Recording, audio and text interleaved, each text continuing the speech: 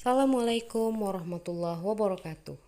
Kami dari Angkatan 6, Kelompok 1, Latsar CPNS Golongan 3, Kabupaten Tanjung Jabung Timur, tahun 2021, dengan anggota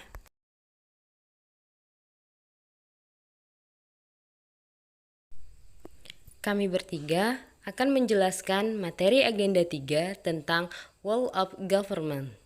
Saya akan mencoba menjelaskan mengenai WUG ataupun yang sering kita sebut dengan World of Government adalah sebuah pendekatan penyelenggaraan pemerintah yang menyatukan upaya-upaya kolaboratif pemerintahan dari keseluruhan sektor dalam ruang lingkup koordinasi yang lebih luas guna mencapai tujuan-tujuan pembangunan kebijakan, manajemen program, dan pelayanan publik. Definisi World of Government. Definisi WUG yang dinyatakan dalam laporan APSC. Dari definisi ini diketahui bahwa WUG merupakan pendekatan yang menekankan aspek kebersamaan dan menghilangkan sekat-sekat sektoral yang selama ini terbangun dalam model NPM. Bentuk pendekatannya dalam bentuk formal maupun informal. Selanjutnya yaitu prinsip-prinsip WUG. Dapat diketahui bahwa karakteristik pendekatan WUG dapat dirumuskan dalam prinsip-prinsip kolaborasi, kebersamaan, kesatuan, tujuan bersama, dan mencakup keseluruhan aktor dari seluruh sektor dalam pemerintahan.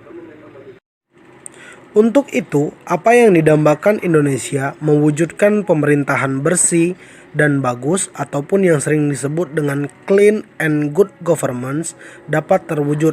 Hal ini diiringi dengan usaha untuk meminimalisir faktor-faktor negatif seperti kepentingan politik yang merugikan. Perkembangan World of Government.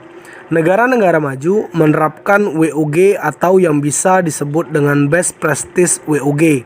Beberapa negara telah berhasil menerapkan konsep WUG seperti di Inggris dengan World of Government account-nya.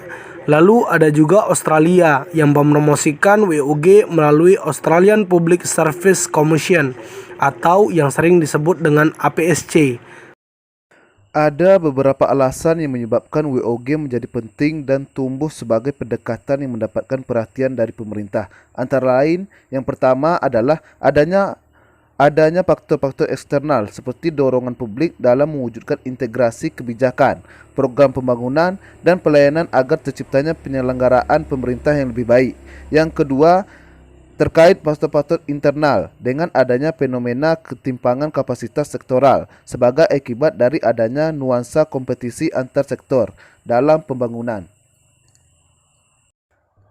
Manfaat dari WUG meningkatkan atau membangun: pertama, efisiensi; yang kedua, sharing informasi; yang ketiga, lingkungan kerja; yang keempat, daya saing; yang kelima, akuntabilitas; yang keenam, koherensi kebijakan. Praktek WUG ada 4. Yang pertama adalah penguatan koordinasi antar lembaga, di mana penguatan dapat dilakukan jika jumlah lembaga-lembaga yang dikoordinasikan masih terjangkau. Yang kedua, membentuk lembaga koordinasi khusus, di mana pembentukan lembaga terpisah dan permanen.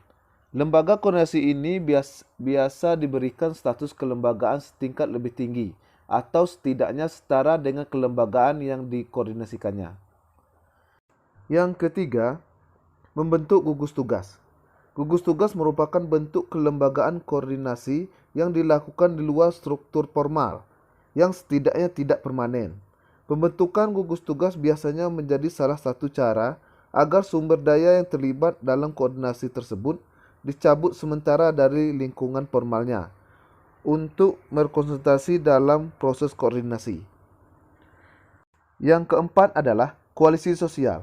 Koalisi sosial ini mendorong adanya penyamaan nilai dan persepsi tentang suatu hal sehingga pada akhirnya akan terjadi koordinasi yang alamiah. Tantangan yang akan dihadapi dalam penerapan WUG adalah yang pertama, kapasitas SDM dan institusi.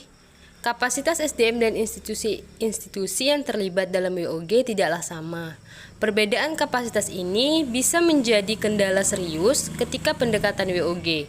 Misalnya, mendorong terjadinya merger atau akuisisi kelembagaan di mana terjadi penggabungan SDM dengan kualifikasi yang berbeda. Yang kedua, nilai dan budaya organisasi.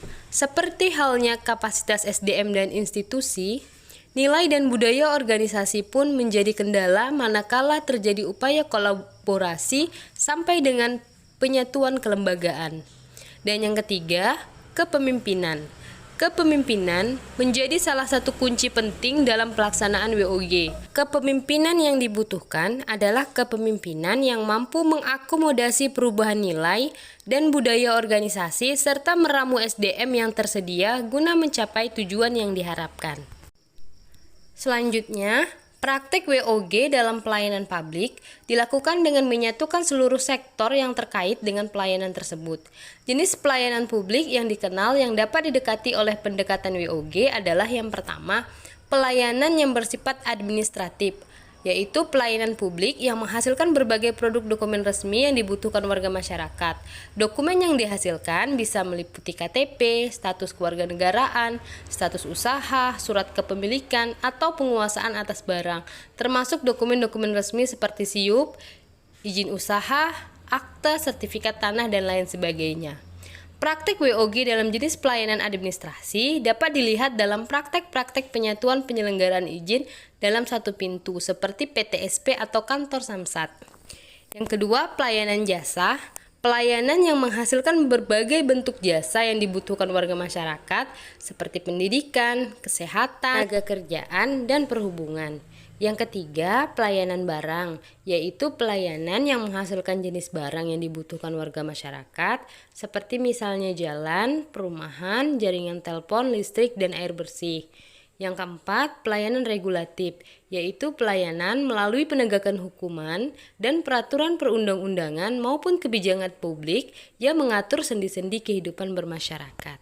Demikian pembahasan kali ini. Diharapkan dengan adanya WOG ini kita dapat menekankan kepada aspek kebersamaan dan menghilangkan sekat-sekat sektoral yang ada dan diupayakan akan membentuk pemerintahan yang lebih baik ke depannya. Kami kelompok 1 mohon pamit. Assalamualaikum warahmatullahi wabarakatuh.